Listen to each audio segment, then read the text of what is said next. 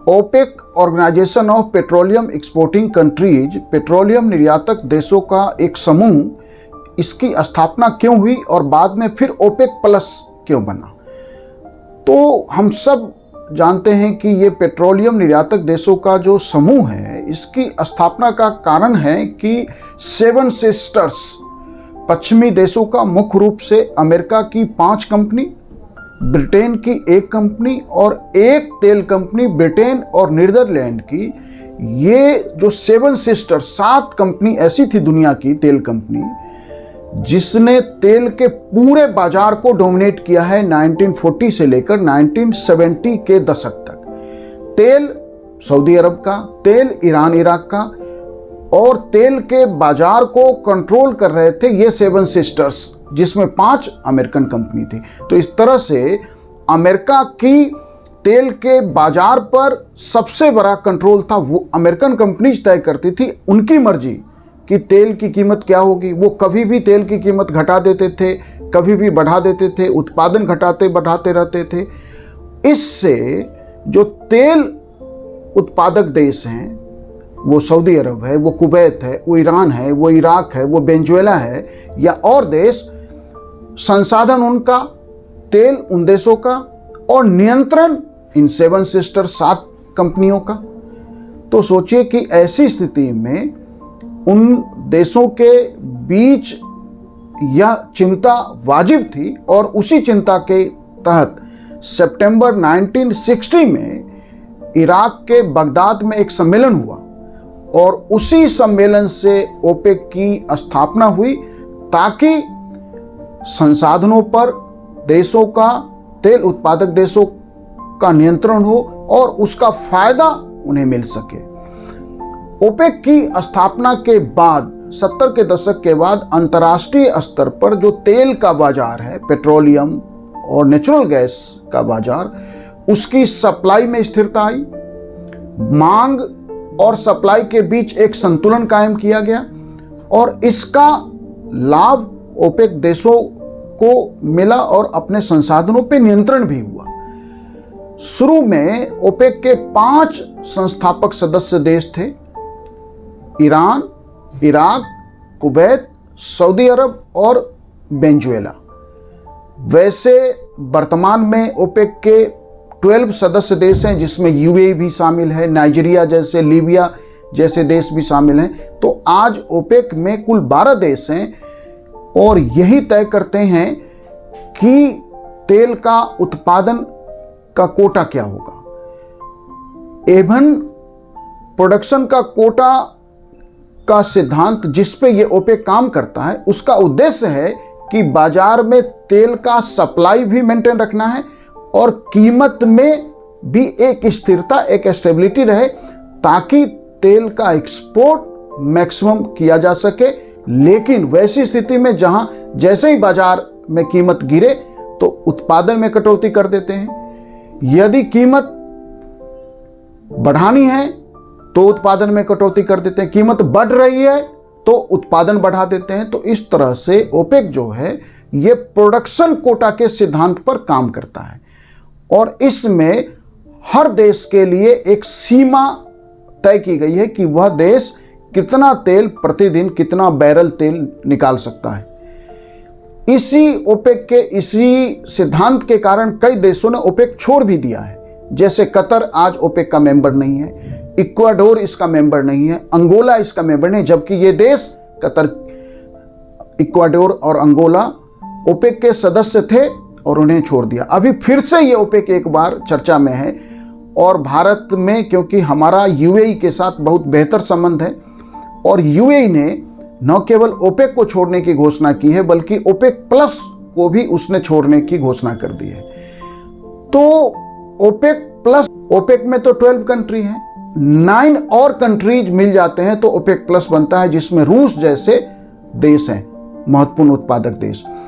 और यही कारण है कि ओपेक और ओपेक प्लस देशों को यदि हम सम्मिलित कर लें तो दुनिया के तेल बाजार पर इनका, आप कह सकते हैं कि पूर्ण नियंत्रण है। पूरी दुनिया में प्रोडक्शन का 80% ओपेक और ओपेक प्लस मिलके उत्पादन करते हैं और सारी दुनिया में तेल की कीमतों को कंट्रोल करते हैं। ओपेक का जो हेडक्वार्टर है वो ऑस्ट्रिया की राजधानी वियना में है।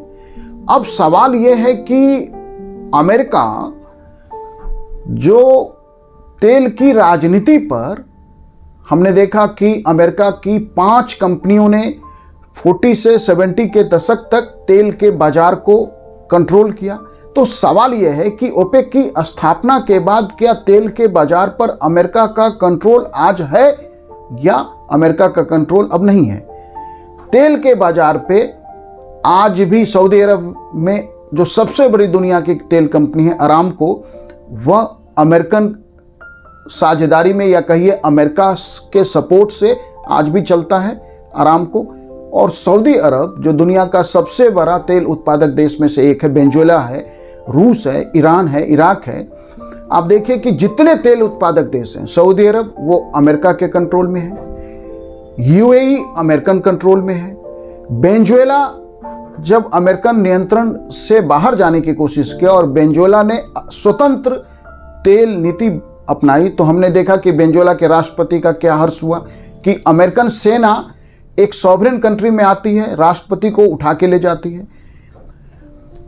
तो ऐसे ही इराक, जो इराक युद्ध है, कुवैत इराक युद्ध, उसका असली उद्देश्य कुवैत की आज़ादी नहीं थी। कुवैत की आज़ादी तो पहले चरण में ही हो गया था, लेकिन उसके बाद अमेरिका ने कुवैत को भी अपने नियंत्रण में लिया और इराक का भी तेल आज अमेरिकन नियंत्रण में है।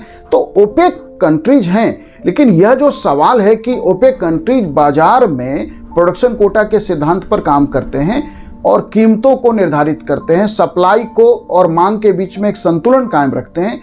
यह स्थिति क्या सही है? नहीं, यह सही नहीं है। आज भी अगर रूस को छोड़ दें तो पूरी दुनिया का तेल बाजार अमेरिका के नियंत्रण में है, ईरान उसके नियंत्रण में नहीं है। तो ईरान के साथ हम अमेरिका का जंग अभी देख रहे हैं और वो जंग तो रुक गया है और अमेरिकन सरकार ने जंग को समाप्त करने की घोषणा भी कर दी। उसके पीछे अमेरिकन संवैधानिक कारण थे कि अमेरिका के पॉलिटिकल सिस्टम में 60 डेज के अंदर अमेरिकन कांग्रेस, जो वहाँ के पार्लियामेंट को कहते हैं, उससे अप्रूवल जरूरी था। तो अप्रूवल से पहले ही, लेकिन आज भी स्टेट ऑफ हॉर्मुज को अमेरिका ने भी नाकेबंदी की हुई है और उधर ईरान ने बंद किया हुआ है।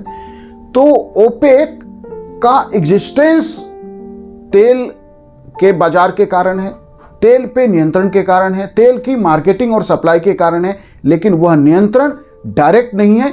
नियंत्रण आज भी ओपेक पे इनडायरेक्टली अमेरिका का है। ठीक है कि ओपेक है, ओपेक प्लस है, आप कह सकते हैं कि स्वतंत्र तेल नीति इवन रूस की भी नहीं है। रूस के ऊपर भी अमेरिका ने प्रतिबंध लगाया और हम जानते हैं कि भारत रूस से हम एक समय में जो है सबसे अधिक तेल खरीद रहे थे, लेकिन अमेरिका ने जैसे टैरिफ और बाकी धमकियां दी और टैरिफ हम पे बढ़ाया, वैसे ही हमने रूस से धीरे धीरे तेल लेना बंद कर दिया। तो दुनिया में रूस से भी तेल देश खरीदेंगे या नहीं, यह अमेरिका तय करता है। तो ऐसे में यह जो सवाल है कि ओपेक का अपना क्या इंडिपेंडेंट एग्जिस्टेंस है।